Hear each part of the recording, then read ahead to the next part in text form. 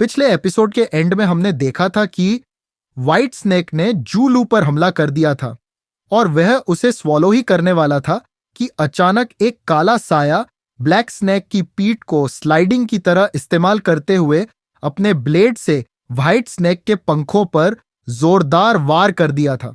यह हमला सीधे निशाने पर लगा था, जिससे व्हाइट स्नेक का एक पंख कटकर अलग हो गया था और वह दर्द के मारे तड़पने लगा था। वहीं काला साया भी उड़ता हुआ दूर जा गिरा था और जब सभी लोगों के सामने यह काला साया आया तो सभी लोग हैरान हो गए थे, क्योंकि यह कोई और नहीं बल्कि चेन पिंगन था, जिसने अकेले ही व्हाइट स्नेक का एक पंख काट दिया था, जो कि एक छठी टीयर के कल्टीवेटर के बराबर था। अब हम अपने एपिसोड की शुरुआत में देखते हैं कि व्हाइट स्नेक की सबसे बड़ी ताकत उसके पंख थे। यही उसे हवा में उड़ने और दिशा बदलने की क्षमता देते थे। लेकिन अब जैसे ही ब्लेड उसकी जड़ों में धंसा, उसका एक पंख कटकर अलग हो गया। सांप अभी भी हवा में था, लेकिन अब वह संतुलन खो चुका था।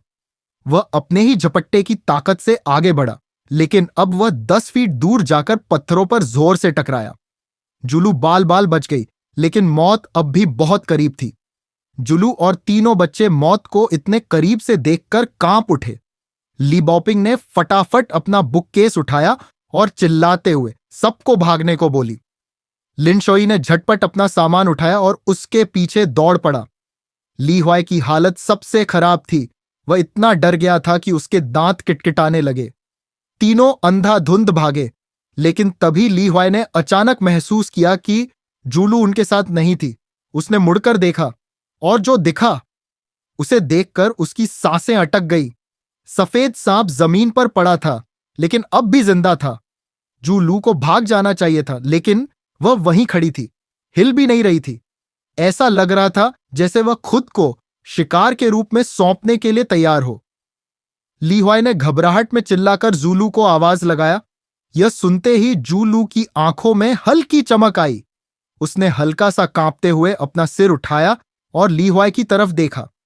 जैसे ही जूलू को होश आया, उसने अपने दूसरे टीयर कल्टीवेशन का उपयोग किया और सिर्फ 4-5 कदमों में वह ली हुआई और बाकी सभी के पास पहुंच गई और बाकियों के साथ व्हाइट स्नेक से दूर भागने लगी।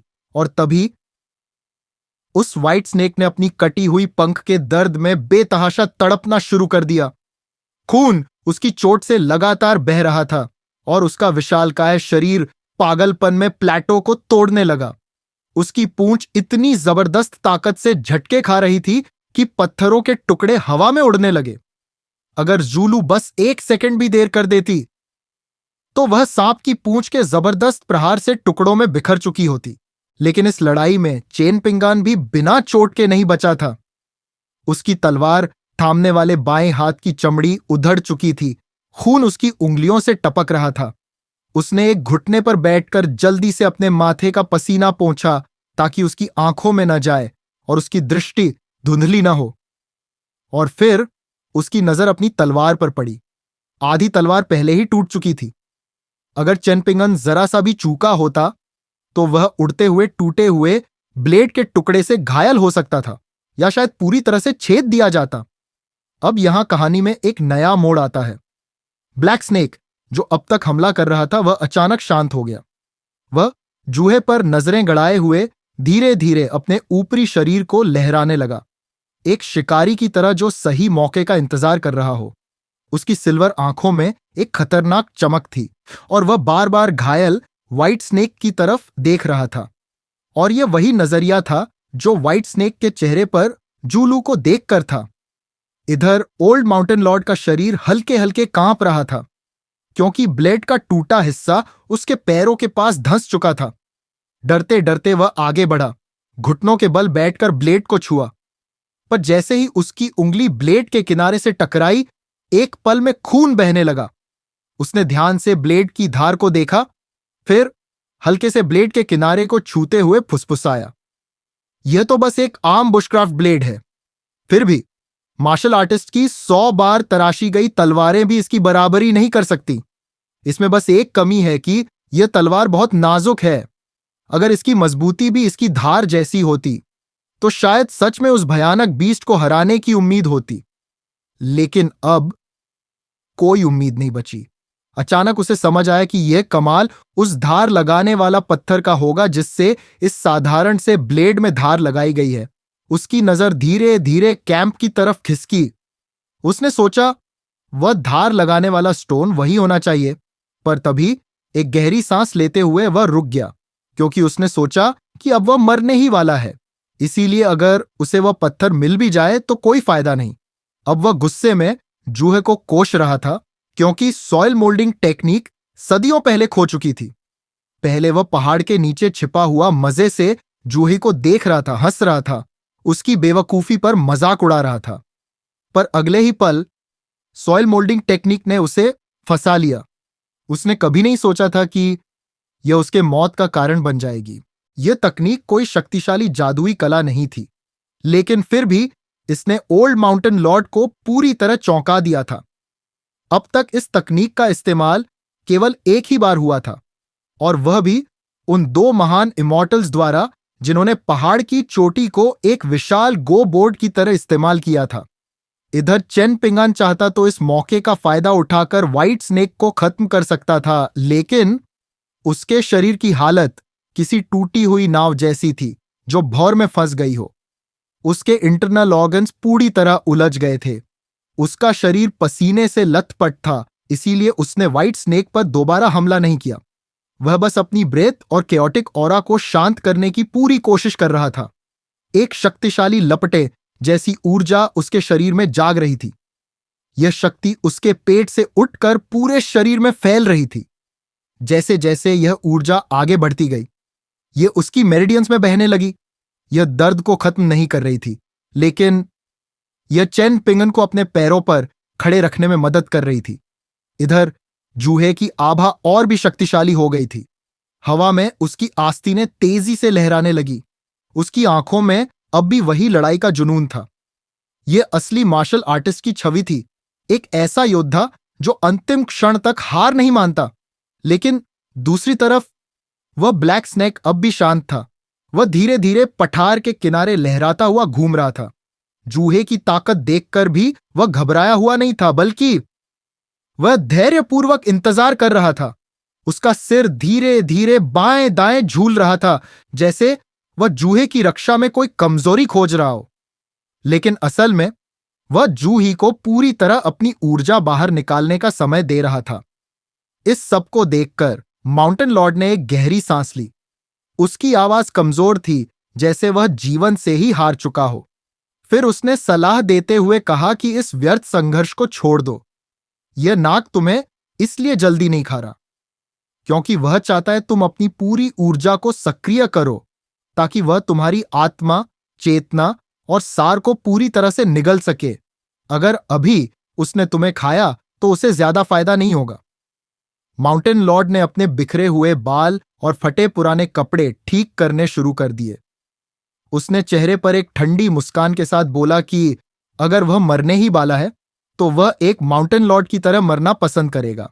फिर माउंटेन लॉर्ड ने जूहे की ओर देखा और एक और खतरनाक रहस्य खोलते हुए बोला कि वह यह बताना भूल गया कि इस स्नेक ने कुछ सालों पहले एक मिडिल 5 टियर के एक कल्टीवेटर को निगल लिया था, जिससे उसने कुछ मिस्टिकल एबिलिटी भी सीख लिया है, जिसका इस्तेमाल उसने अभी तक नहीं किया है। यह सब सुनकर जूलू का चेहरा सफेद पड़ गया। अब वह पूरी तरह से निराशा में डूब चुकी थी। अब भाई, सिचुएशन गंभीर होती जा रही थी, लेकिन तभी ली हुई की नजर ली बॉपिंग पर पड़ी। वह अपने बुक केस में कुछ ढूंढ रही थी और अगले ही पल उसने एक छोटी चीनी मिट्टी की शीशी निकाली। उसने उसे कसकर मुट्ठी में पकड़ लिया, जैसे किसी जरूरी चीज के लिए तैयार हो रही हो। ली हुई ने उसकी नजरों का पीछा किया और दूर खड़े चेन पिंगन को देखा। चेन पिंगन ने हल्के से सिर हिलाया, जैसे कोई गुप्त इशारा कर रहा हो। अब जूहे के सामने मौत खड़ी थी, पर जूहे डरा नहीं। उसने बस अपने हाथों को हल्का सा मोड़ा और एक शांत मुस्कान के साथ कहा कि अगर वह खुद को खा जाने देगा तो वह मरेगा, और अगर वह लास्ट तक लड़ेगा तब भी शायद मर जाएगा। अगर मरना तय ही है तो क्यों न इस जानवर को अपने ऊपर चढ़कर ड्रैगन बनने का मौका दे। एक 5वीं टियर मार्शल आर्टिस्ट के रूप में जूहे की विल पावर अटूट थी। वह हार मानने वालों में से नहीं था, लेकिन ब्लैक स्नेक अब तक बस खेल रहा था जैसे शिकार से पहले बिल्ली चूहे से खेलती है। लेकिन इस बार उसने अपना असली रूप दिखाया। जूही ने अपनी पूरी शक्ति जगा ली थी। अब वह किसी अधपके फल की तरह था जिसका हर हिस्सा तैयार था, बस तोड़ने की देर थी। स्नेक ने अपना सिर ऊंचा उठाया और धीरे धीरे अपना मुंह खोला, और अगले ही पल उसने बिजली की गति से जूहे पर झपट पड़ा। पर इस बार यह सीधा हमला नहीं था, बल्कि यह एक नकली हमला था। ऐसा लग रहा था जैसे वह जूहे का सिर काटने वाला हो, लेकिन असल में उसने मुंह खोलकर एक जहरीली और डेंस फॉग जूहे पर छोड़ दिया। जूहे ने अपनी पूरी जिंदगी ली क्लैन के भीतर बिताई थी, उसे असली जंग का अनुभव नहीं था। पर अब वह इस ब्लैक स्नेक की चालबाजियों से पूरी तरह वाकिफ हो चुका था। इसीलिए जूहे ने उस हमले को चकमा दे दिया। जैसे ही पहला हमला फेल हुआ, स्नेक ने तुरंत दूसरा हमला किया, पर इस बार जूहे तैयार था। पीछे हटने की बजाय उसने सीधा नागिन के पेट की तरफ छलांग लगा दी। पर स्नेक इतनी आसानी से हार मानने वाला नहीं था। उसने लगातार कई जहरीले धुएं के गुच्छे छोड़े जिससे जूहे का रास्ता ब्लॉक हो जाए। साथ ही अपनी लंबी पूंछ से पूरा पहाड़ घेर लिया जिससे जूहे बाहर न जा सके। अब कोई भागने का रास्ता नहीं था।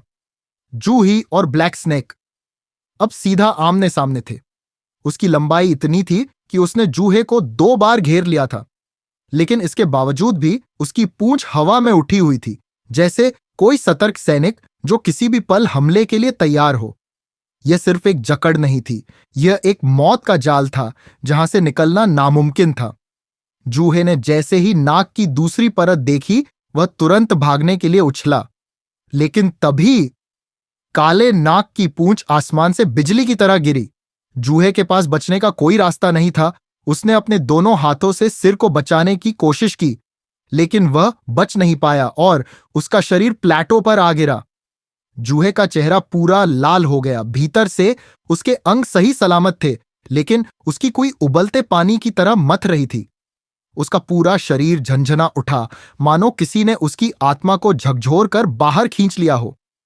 अब काले नाग की चांदी जैसी ठंडी आंखों में एक शैतानी चमक आ गई, क्योंकि अब यह 70% नहीं बल्कि 90% पका हुआ भोजन था। अब वह इंतजार नहीं कर सकता था। उसने अपना भयानक जबड़ा खोला और पूरी ताकत से जूहे की ओर झपटा, लेकिन जूही ने भी हार नहीं मानी और एक जोरदार प्रहार किया। उसके मुक्कों से नीली आभा फूटी और प्लेटो की हवा गरज उठी। हर वार के साथ हवा में धाराएं उठीं। हर मुक्का एक तूफान जैसा था। उसका हर मूवमेंट तेज और सटीक था। एक भी सेकंड की देरी का मतलब मौत था। उसका मन, शरीर और आत्मा तीनों पहले से कहीं ज्यादा प्रज्वलित हो गए थे। ओल्ड माउंटेन लॉर्ड, जो मिट्टी के अंदर छिपकर यह सब देख रहा था, अचानक उत्तेजित होकर बाहर आ गया, मानो किसी ने उसके पीछे आग लगा दी हो। उसने जमीन से हरे बांस की छड़ी उठाई और जोर से चिल्लाते हुए जूलू और बाकियों से कहता है कि तुम में से कोई यहां आओ और बस आकर जमीन पर बने माउंटेन अक्षर को अपने पैर से मिटा दो। अगर वे ऐसा करेंगे तो वह इस ताबीज के बंधन से मुक्त हो जाएगा और फिर वह जूहे की मदद कर पाएगा। उसकी आंखें जूलू और बाकी बच्चों के चेहरों पर घूम रही थीं। वह किसी भी कीमत पर आजाद होना चाहता था। लिन शुई के चेहरे पर ठंडी हंसी थी। उसे इस आदमी पर जरा भी भरोसा नहीं था। वहीं ली हुआई हिम्मत जुटाकर उसे बचाने ही वाला था, लेकिन तभी ली बाओपिंग ने उसे पीछे खींच लिया। माउंटेन लॉर्ड यह देखकर स्तब्ध रह गया। उसने गुस्से में जमीन पर जोर से पैर पटका और चीखते हुए बोला, क्या तुम सब मूर्ख हो? क्या तुम लोग उसे उस स्नेक से मरने दोगे? उसके शब्दों में हताशा और गुस्सा था, लेकिन कोई उसकी बात सुनने को तैयार नहीं था। आखिरकार जूलू खुद को रोक नहीं पाई। उसने अपनी आंखें बंद की, एक गहरी सांस ली और पूरी ताकत से दौड़ पड़ी। उसका लक्ष्य साफ था, उस ताबीज को तोड़ना और माउंटेन लॉर्ड को आजाद करना। लेकिन तभी चेन पिंगन दूर से जूलू को माउंटेन लॉर्ड के कहे अनुसार करने से मना करता है और कहता है, अगर तुम उसकी मदद नहीं करोगी तो वह हमारे साथ फंसा रहेगा, तब शायद वह साथ मिलकर लड़ेगा। अगर तुम उसकी मदद करोगी तो वह भाग जाएगा। वह पहले ही खुद को एक डरपोक साबित कर चुका है। इसके अलावा हमें अभी तक यह भी नहीं पता कि वह उन सांपों का साथी है या नहीं। अगर तुम सही से सोचो तो उसने अंकल जू के लिए अब तक कुछ भी नहीं किया, लेकिन जूलू का मन पहले ही बन चुका था और वह अंधाधुंध दौड़ रही थी। अब भाई, जैसे ही चेन पिंगन ने जूलू को चेतावनी दी, वह खुद भी पूरे दमखम के साथ आगे बढ़ चुका था। उसकी रफ्तार किसी भी तरह से जूलू से कम नहीं थी। अगर सब कुछ सही चलता तो वह निश्चित रूप से उसे रोक सकता था। दूसरी ओर ओल्ड माउंटेन लॉर्ड ने यह सब देखा और उसकी भौहें हल्की सी सिकुड़ गई। व्हाइट स्नेक, जो अब तक ऐसा लग रहा था कि पूरी तरह से हार चुका है, एक पंख कट जाने के बाद उसने थोड़ी देर तड़पने के बाद खुद को शांत कर लिया था।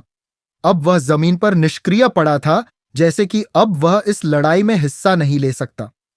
लेकिन यह सब बस एक भ्रम था। चेन पिंगन जैसे ही ओल्ड माउंटेन लॉर्ड की तरफ बढ़ा, वह सफेद सांप के सिर के पास से गुजरा।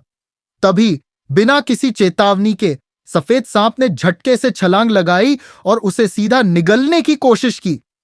भाई, यह सांप जो कुछ सेकंड पहले बेकार पड़ा था, अब अचानक पूरी ऊर्जा के साथ हमला कर रहा था।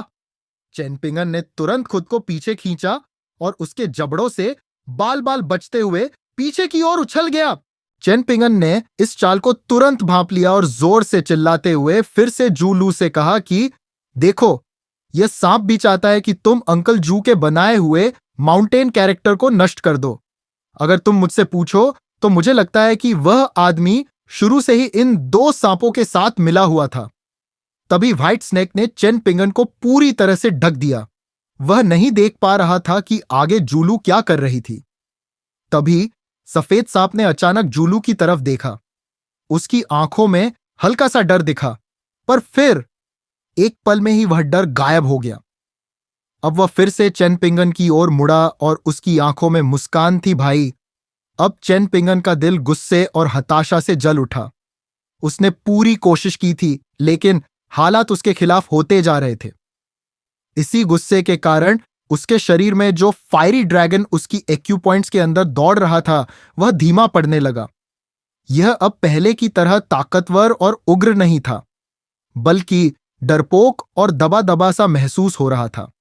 लेकिन चेन पिंगन को इस बदलाव का जरा भी अंदाजा नहीं था, क्योंकि उसका पूरा ध्यान बस इस लड़ाई पर टिका था। इधर जूलू का दिमाग पूरी तरह से उलझ चुका था। उसके आंखों से आंसू गिर रहे थे और वह पूरी ताकत से उस माउंटेन अक्षर की तरफ दौड़ रही थी, यह कहते हुए कि उसे अपने पिता को बचाना होगा। तुम लोग उसे नहीं बचाओगे क्योंकि वह तुम्हारा पिता नहीं है, लेकिन उन्हें मुझे ही बचाना होगा। पागलपन और घबराहट में उसने जमीन पर बने उस माउंटेन अक्षर को अपने पैरों से कुचलना शुरू कर दिया। येलो टैलिस्मन की राख भी मिट्टी में मिल गई और वह माउंटेन अक्षर पूरी तरह से मिट गया। ओल्ड माउंटेन लॉर्ड की आंखें एकटक जूलू के पैरों पर जम गईं और फिर उसके होठों से धीरे धीरे एक भयानक शैतानी हंसी निकलने लगी। उसने धीरे से अपनी हरी बांस की छड़ी को घुमाया और एक चमकदार हरी रोशनी चारों तरफ फैल गई। जैसे ही हरी रोशनी उसके ऊपर पड़ी, उसके चेहरे की झुर्रियां गायब होने लगीं। उसकी बूढ़ी त्वचा एकदम जवान हो गई। उसकी आंखों में एक नई चमक आ गई। वह पहले झुका हुआ था, लेकिन अब उसकी हड्डियां खड़कते हुए सीधी होने लगी। उसके जोड़ और मांसपेशियां खिंचने लगी। कुछ ही पलों में वह फिर से अपने मिडिल एज फॉर्म में लौट आया। उसने सिर उठाया और आकाश की तरफ देखते हुए जोर से हंसा, मानो शैतान को फिर से जीवन मिल गया हो। अब वह पहले जैसा कमजोर, लाचार बूढ़ा नहीं था। वह फिर से एक ताकतवर माउंटेन लॉर्ड बन चुका था। अब वह अपने हाथों को पीछे बांधकर व्हाइट स्नेक की ओर मुड़ा। उसकी मुस्कान और भी रहस्यमयी हो चुकी थी। उसने व्हाइट स्नेक से कहा कि हमारी डील के मुताबिक उस डरपोक तलवारबाज से वह निपटेगा और बाकी सभी लोग के साथ वह जो चाहे कर सकता है। और अब वह उनके साथ पहले जैसे काम नहीं कर सकता, मगर जब वह माउंटेन गॉड बन जाएगा तो वह व्हाइट स्नेक को माउंटेन लॉर्ड बना देगा। साथ ही ब्लैक स्नेक को फ्लूड ड्रैगन बनने में भी मदद करेगा। जूलू को एहसास हुआ कि उसने कुछ गलत कर दिया है। अब पर्वत अधिपति ने जूलू की तरफ देखा, जो अभी भी स्तब्ध खड़ी थी। उसने एक और क्रूर मुस्कान दी और बोला कि वह उसके पिता का शुक्रगुजार है, क्योंकि ग्रेट ली एम्पायर के नए माउंटेन और रिवर गॉड की नियुक्ति की वजह से वह माउंटेन लॉर्ड तक ही सीमित था। लेकिन जूलू के पिता ने master of 3 mountains and 9 lords का नाम पुकार दिया था, जिससे उसे अपनी खोई हुई उपाधि वापस मिल गई थी, जो उन 2 इमॉर्टल्स ने छीन लिया था। भाई, ये master of 3 mountains and 9 lords की क्या मिस्ट्री है, जिस टेक्निक में भी आ जाती है वह नेक्स्ट लेवल की हो जाती है। इधर माउंटेन लॉर्ड बताता है कि अगर जू हे ने माउंटेन की बजाय सेक्रेड माउंटेन को गढ़ा होता तो शायद वह बिना ग्रेट ली एम्पायर की मदद के ही माउंटेन गॉड बन जाता। माउंटेन लॉर्ड खुशी से टहलते हुए कहता है कि वह जो कुछ भी पा चुका है उससे वह संतुष्ट है। लेकिन जूलू का चेहरा सफेद पड़ चुका था, उसके होंठ कांप रहे थे और वह सिर्फ एक ही चीज बड़बड़ा रही थी कि तुमने मुझसे झूठ बोला। माउंटेन लॉर्ड ने एक नजर सफेद सांप पर डाली, फिर एक गहरी सांस लेकर आगे बोला कि उन दोनों में से कोई भी यह उम्मीद नहीं कर सकता था कि उसका पंख यहां कट जाएगा, इसीलिए हर जाने की उम्मीद मत रखना। फिर उसने अपनी निगाहें चारों तरफ दौड़ाई और पूछा कि वह आदमी कहां है जिसे तुम सब अलियांग कहते हो। माउंटेन लॉर्ड उससे थोड़ा नाराज था, क्योंकि अलियांग ने माउंटेन को झुककर प्रणाम करने से इनकार कर दिया था और उसने माउंटेन लॉर्ड के सिंहासन पर बैठने की भी हिम्मत की थी, और उसने ही जू हे को सेक्रेड माउंटेन की जगह पर माउंटेन लिखने के लिए मना लिया था। मगर अचानक पहाड़ के स्वामी के चेहरे पर फैली खुशी दर्द और शौक में बदल गई। उसने नीचे देखा तो पाया कि उनकी छाती के आर पार एक साधारण बांस की तलवार ढसी हुई थी। एक आदमी जिसने एक बांस की टोकरी पहन रखी थी, वह माउंटेन लॉर्ड के ठीक बगल में खड़ा था, लेकिन दोनों अलग अलग दिशाओं में थे। वह आदमी बांस की तलवार को छोड़ता है, फिर पर्वत स्वामी के कंधे पर हल्की थपकी देते हुए कहता है, तुमने मुझे बुलाया। माउंटेन लॉर्ड को यह नहीं पता था कि आलियांग कौन है, लेकिन वह बिना किसी आहट के उसके ठीक पास आ चुका था। एक साधारण सी दिखने वाली बांस की तलवार उसकी छाती में ढस चुकी थी, और उसने यह सब इतनी आसानी से किया था कि माउंटेन लॉर्ड को यह एहसास भी नहीं हुआ। इसका सीधा मतलब था, माउंटेन लॉर्ड उसके सामने कुछ भी नहीं था। वह तब तक इस आदमी का सामना नहीं कर सकता जब तक वह गो टेबल माउंटेन का असली गॉड नहीं बन जाता। अब वह एक भयानक उलझन में था। उसे आत्मसमर्पण कर देना चाहिए या फिर अपनी हिम्मत जुटाकर इस दुश्मन से भिड़े। लेकिन आलियांग की लापरवाह मुस्कान उसे और भी डरावनी लग रही थी। अब तक आलियांग ने तलवार छोड़ दी थी, यानी अब उसे तलवार से कोई खतरा नहीं थी। लेकिन फिर भी माउंटेन लॉर्ड हिल भी नहीं पा रहा था, क्योंकि असली खतरा वह तलवार नहीं थी, बल्कि आलियांग की मौजूदगी थी। माउंटेन लॉर्ड कोई मामूली इंसान नहीं था। वह वर्षों से लोगों की पूजा और आस्था से शक्ति प्राप्त कर रहा था। उसका शरीर एक 7वें स्तर का मार्शल आर्टिस्ट जितना मजबूत था, और सबसे बड़ी बात, उसके शरीर में कोई विटल पॉइंट्स नहीं थे। मतलब भले ही एलियांग ने उसकी दिल के स्थान पर तलवार घोंपी थी, वह अब भी जिंदा था, लेकिन फिर भी वह खुद को बचा नहीं सकता था। आलियांग जितना शांत और बेपरवाह दिख रहा था, माउंटेन लॉर्ड को उतना ही ज्यादा डर लग रहा था। माउंटेन लॉर्ड को अचानक बहुत साल पहले की एक घटना याद आई। जब 2 टेरेस्ट्रियल इमॉर्टल्स यहां आए थे, उन्होंने इतनी आसानी से उसकी डिवाइन बॉडी नष्ट कर दी थी जैसे कोई मच्छर उड़ा रहा हो। वह दोनों इतने ताकतवर थे कि उनके लिए गो खेलने में ज्यादा फोकस लग रही थी, बजाय उसके शरीर को नष्ट करने में। अब उसे एहसास हो रहा था कि आलियांग भी शायद उन्हीं की तरह पावरफुल था। एलियांग ने अपनी बांस की तलवार से सीधे माउंटेन लॉर्ड का सीना चीर डाला था, लेकिन आलियांग के चेहरे पर कोई बदलाव नहीं था। वह अपने कमर पर बंधी गोर्ड उतारता है और शराब पीते हुए माउंटेन लॉर्ड के चारों तरफ चक्कर लगाने लगता है। फिर आलियांग ने हंसते हुए कहा कि मानना पड़ेगा, तुम्हारी एक्टिंग कमाल की थी, और वह व्हाइट स्नेक भी बेहतरीन थी। तुम तीनों की जोड़ी बढ़िया थी, लेकिन असली मजा तब आया जब तुमने जीत का घमंड दिखाना शुरू किया। वही परफॉर्मेंस सबसे शानदार थी। ब्लैक और व्हाइट स्नेक, ये दोनों बीस्ट्स जिन्होंने अभी तक माउंटेन लॉर्ड का साथ दिया था, अब कांप रहे थे। अलियंग की मजाकिया बातें सुनकर उसके चेहरे पर एक असहज मुस्कान आ गई और उसने कहा, सीनियर, आप मजाक कर रहे हैं। अलियांग की मुस्कान धीरे धीरे फीकी पड़ गई। उसकी आंखों की चमक मंद पड़ने लगी और चेहरे से हल्की शरारत गायब हो गई। माहौल में एक अजीब सी ठंडक फैलने लगी। फिर उसने गहरी ठंडी आवाज में कहा, तुम्हें लगता है मैं मजाक कर रहा हूं? बस इतना सुनना था कि माउंटेन लॉर्ड के शरीर में एक अजीब सी घबराहट दौड़ गई। उसने सोचा, इस आदमी का मूड कभी भी बदल सकता है। अगर इसे सच में गुस्सा आ गया तो वह अभी मारा जाएगा। बस यही सोचते ही माउंटेन लॉर्ड अपनी जान बचाने के लिए भागने लगा। उसने अपने माउंटेन लॉर्ड की पावर का इस्तेमाल किया और उसका शरीर अचानक मिट्टी में बदलने लगा और सिर्फ एक झपकी में वह पूरी तरह गायब हो गया। आलियंग के सामने बस खाली जमीन थी जो एक सेकंड में फिर से सामान्य हो गई और उसी के साथ आसमान में झूलती आलियंग की बांस की तलवार जमीन पर गिरने लगी। लेकिन इससे पहले कि वह नीचे गिरती, आलियंग ने एक हाथ बढ़ाया और उसे हवा में ही पकड़ लिया। अब भाई चेन पिंगा, ली बाओपिंग और लिनशॉई तीनों ये सब देख रहे थे और उनके होश उड़ चुके थे। उनकी आंखें बड़ी बड़ी हो चुकी थीं। उन्होंने अपनी जिंदगी में कभी ऐसा कुछ नहीं देखा था। एक अकेले इंसान ने एक पूरी लड़ाई को सिर्फ एक वार में खत्म कर दिया था। अलियंग ने धीरे से अपनी शराब की सुराही उठाई और घूंट लिया। फिर उसने तीनों बच्चों की ओर देखा और हल्की मुस्कान दी। तेज हवा बह रही थी और आलियंग छाती तानकर अपनी तलवार का सिरा जमीन पर टिकाए हुए एकदम कूल वॉरियर वाली पोज में खड़ा था। फिर उसने जोर से ऐलान किया कि उसकी तारीफ करो, जितनी ताकत से कर सकते हो उतनी जोर से करो।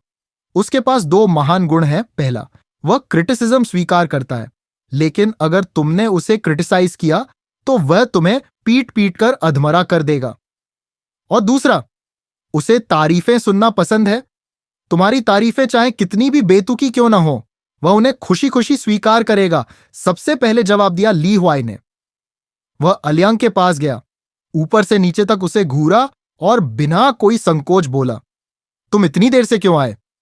कहीं टॉयलेट में तो नहीं बैठे थे? आलसी लोग हमेशा काम से बचने के लिए टॉयलेट करने चले जाते हैं। अगर तुम और देर से आते तो कोई तुम्हारे साथ गप्पे मारने और तुम्हारे साथ पेशाब करने भी नहीं बचता। क्या तुम्हें मेरी याद नहीं आती अगर ऐसा होता? भाई बस यही सुनना बाकी था। अलियांग, जो अभी तक सुपर कूल वॉरियर बना हुआ था, उसकी पूरी स्टाइल बिगड़ गई। उसका चेहरा गुस्से से लाल हो गया और वह चीखते हुए बोला, मुझे तुम्हारी मां और बहन की याद आती, लेकिन तुम्हारी नहीं। तुम एक नंबर के नमक हराम हो। ली हुआई हमेशा तेज तर्रार और मुंहफट था, लेकिन इस बार उसने कोई जवाब नहीं दिया। आलियांग ने यह देखा और एक गहरी सांस ली। फिर उसने ली हुआई से कहा, तुम उदास क्यों हो रहे हो? तुम अभी जिंदा हो ना? मेरे रहते हुए तुम्हें कुछ नहीं हो सकता। ली हुआई की आंखें चमक उठी। उसने तुरंत मुस्कुराते हुए अलियांग से पूछा कि क्या तुम मुझे मार्शल आर्ट सिखा सकते हो? अलियांग ने हल्की मुस्कान के साथ पूछा, तुम मेहनत करने के लिए तैयार हो? ली हुआई ने बिना एक पल गवाए मना कर दिया।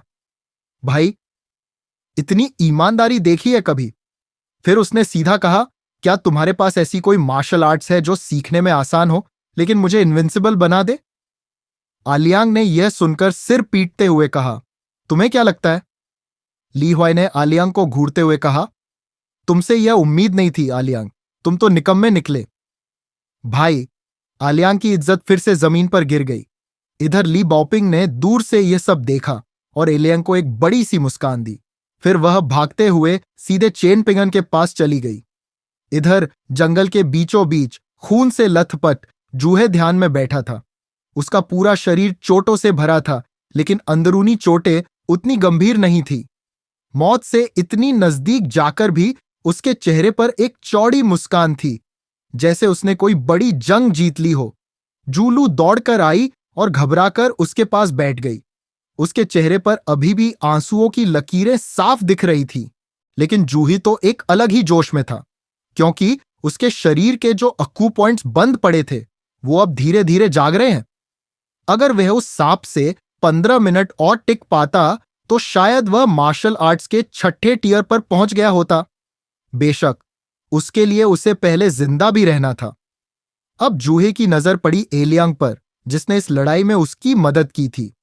उसने मुस्कुराते हुए अंगूठा उठाया और बोला, सीनियर आलियांग, जैसे ही हम रेड कैंडल टाउन पहुंचेंगे, मैं आपके लिए स्प्रिंग एप्रिकॉट ब्लॉसम वाइन खरीदूंगा।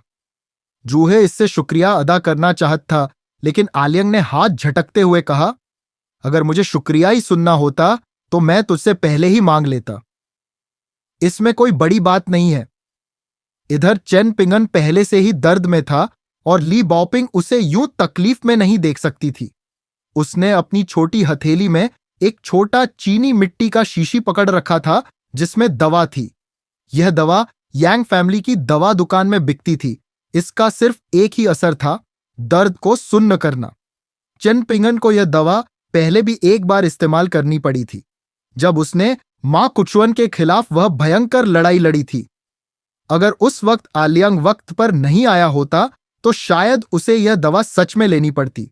लेकिन अब भले ही उसके पूरे शरीर में दर्द था, लेकिन उसने यह दवा नहीं ली, क्योंकि चेन पिंगन के लिए मार्शल आर्ट सिर्फ लड़ाई नहीं थी, बल्कि सेल्फ डिसिप्लिन का रास्ता थी।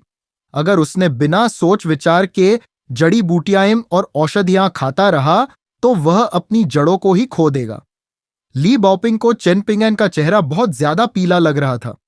उसने नोटिस किया कि चेन पिंगन का बायां हाथ, जिसमें उसने अपनी बुशक्राफ्ट ब्लेड पकड़ी थी, लगातार कांप रहा था।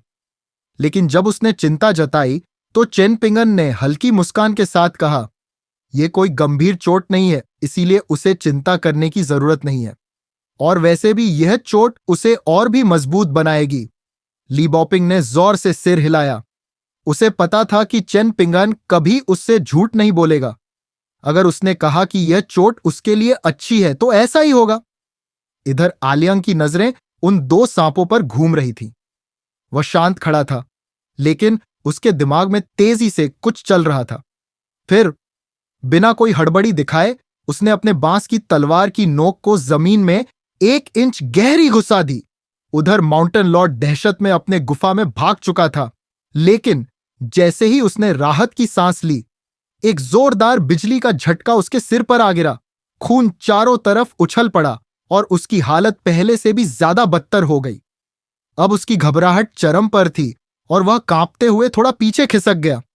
उसने ऊपर देखा, लेकिन वहां कुछ भी नहीं था, बस हवा में एक हल्की सी हरी तलवार की नोक चमक रही थी। एक सेकंड के लिए उसने सोचा कि क्या उसे वाकई कुछ दिख रहा था या यह उसका डर था जो आकार ले रहा था। अब उसके पास बस 2 ही रास्ते थे, या तो भागने की कोशिश करे या फिर आखिरी उम्मीद पर दांव लगाए। उसने अपने दांत भींचे और जमीन पर जोर से पैर पटका, और अगले ही पल वह जमीन के नीचे से फटते हुए गोट टेबल माउंटेन के शिखर पर आ खड़ा हुआ। अब उसकी हालत दयनीय थी। एक हाथ से जख्म से बहते खून को रोकने की कोशिश कर रहा था और दूसरी तरफ उसकी नजरें आलियांग पर टिकी थी। अगर अब घुटनों पर गिरकर जिंदगी की भीख मांगनी पड़े तो वह उसके लिए भी तैयार था। वह जानता था कि अगर आलियांग ने चाहा तो एक ही वार में सब खत्म हो जाएगा। माउंटेन लॉर्ड की वापसी ने जू लू को एक गहरी डर में डाल दिया, लेकिन अगले ही पल वह गुस्से से उबलने लगी। वह एकदम से खड़ी हो गई और चिल्लाते हुए आलियांग से बोली कि इसे मार दे। आलियांग ने चेहरे पर हल्की मुस्कान लिए उसकी ओर देखा, जैसे यह सब कुछ मजेदार हो। उसने सीधे कहा, मेरी इससे कोई दुश्मनी नहीं है, मैं इसे क्यों मारूं? यह सुनकर जू लू और भी गुस्सा होते हुए आलियांग की ओर उंगली तानी और जोर से बोली, ये 2 बीस्ट अभी हमें खा जाने वाले थे और यह माउंटेन लॉर्ड इन सब का मास्टरमाइंड था, और तुम कहते हो तुम्हारी इनसे कोई दुश्मनी नहीं है। आलियांग ने नकली हैरानी जताई। उसकी नजरें एक एक कर माउंटेन लॉर्ड और दोनों विशाल सांपों पर घूमी। फिर उसने मजाकिया लहजे में पूछा, अच्छा, तो तुम लोग मुझे खाना चाहते थे या फिर तुम दोनों में से कोई एक? माउंटेन लॉर्ड और दोनों सांपों के चेहरों पर डर साफ झलक रहा था। उन्होंने बिना एक पल गंवाए जोर जोर से अपना सिर हिलाकर मना कर दिया। अब जूलू के शरीर में कांपने जैसा गुस्सा था और वह अपने आंखों में आंसू ली बोली, मेरे पिता और हम सब लगभग मरने वाले थे। उसने आलियांग को घूरते हुए चिल्लाकर कहा, ये दोनों जहरीले सांप इस रास्ते से गुजरने वाले हर इंसान के लिए खतरा है। यह माउंटेन लॉर्ड लोगों की रक्षा करने के बजाय इन्हीं के साथ मिलकर और तबाही फैला रहा है। तो फिर तुम इन सबको खत्म क्यों नहीं कर देते? एक पल के लिए आलियांग चुप रहा। फिर अचानक वह जोर जोर से हंसते हुए बोला, जिस तरह से तुम मुझसे बात कर रही हो, ऐसा लग रहा है जैसे तुम मेरी बीवी हो। भाई, अब यहां अचानक से माहौल पूरी तरह बदल गया। आलियांग ने कहा, मुझे माफ करना, लेकिन तुम्हारा प्रपोजल मैं ठुकरा रहा हूं, क्योंकि मुझे थोड़ी ज्यादा उम्र वाली लड़कियां पसंद है जो पूरी तरह से मैच्योर हो चुकी हो। जूलू एकदम सन्न रह गई। आलियांग ने अपनी बांस की तलवार जमीन से उठाई, म्यान में डाली और फिर अपने हाथों से हवा में एक लड़की की आकृति बनाई, जिसकी फिगर बिल्कुल क्वीन मेडुसा की तरह थी। जिसके बाद उसने पूरी बेशर्मी से कहा कि मुझे तो इस तरह की लड़कियां पसंद हैं जिनकी बॉडी का शेप कुछ ऐसा हो। भाई, ये सुनकर जूलू पूरी तरह हिल गई। फिर उसने गुस्से में आलियांग को तरह तरह की गालियां देने लगी। जूहे, जो अब तक चुप था, अब वह धीरे धीरे खड़ा हुआ और अपनी बेटी के कंधे पर हाथ रखते हुए कहता है, जूलू, सीनियर आलियांग से इस तरह बात मत करो। सीनियर आलियांग जो भी करेंगे वो सही ही करेंगे। जूलू अब भी गुस्से में थी, लेकिन उसने कोई जवाब नहीं दिया। वह चुपचाप दूसरी तरफ देखने लगी, लेकिन उसके चेहरे पर अब भी नाराजगी और निराशा साफ झलक रही थी। आलियांग ने अब चेन पिंगन की ओर देखा।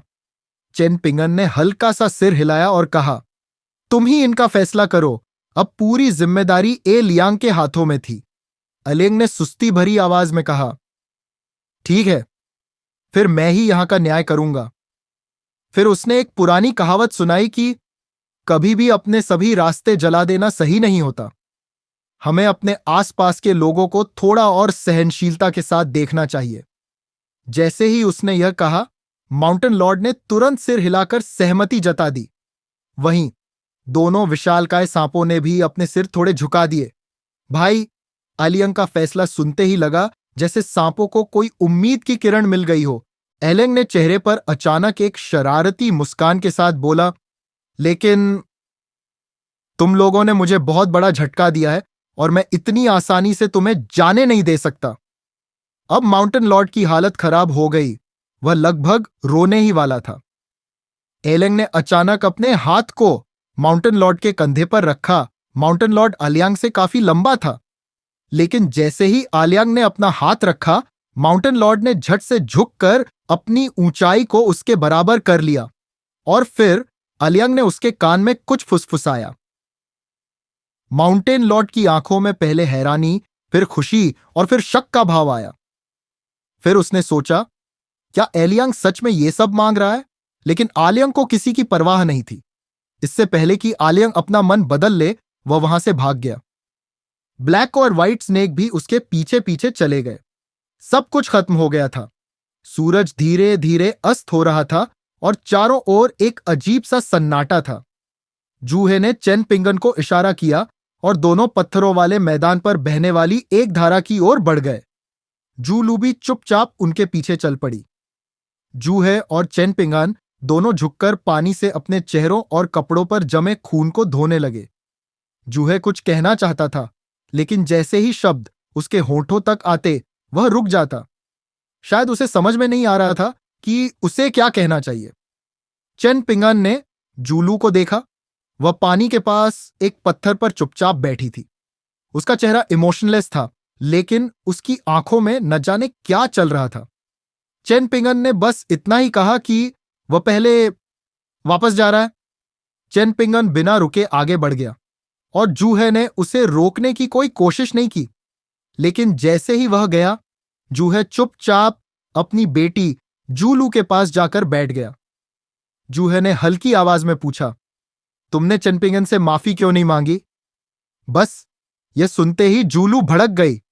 उसने अपने जूते और मोजे उतार कर किनारे रखे थे और अब उसकी नजरों में गुस्सा चमक उठा और गुस्से में ही उसने कहा, मैं उससे माफी क्यों मांगू?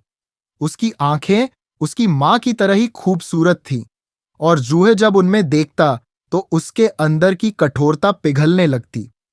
वह उसे डांटना चाहता था, लेकिन कुछ कह नहीं पाया। जूहा ने एक लंबी सांस ली और शांत लहजे में कहा, अब जब सब कुछ साफ हो गया है तो यह तो तय है कि चेन पिंगान सही था। तुम्हें उस माउंटेन कैरेक्टर को नहीं मिटाना चाहिए था। लेकिन जूलू अभी भी गुस्से में थी। उसने घुटनों के चारों तरफ अपनी बाहें लपेट ली और बहते हुए पानी को घूरते हुए कहा, आप उसके पिता नहीं हैं, इसीलिए उसे आपकी जान की परवाह नहीं। उस वक्त मेरे पास सोचने का समय नहीं था। अगर वह गलत होता तो क्या मैं बस खड़ी होकर आपको मरते हुए देखती? जूही एक पल के लिए चुप हो गया। वह उसे डांटना चाहता था। वह उसे बताना चाहता था कि एक सेकंड टीयर कल्टीवेटर को इतनी जल्दी घबराना नहीं चाहिए था।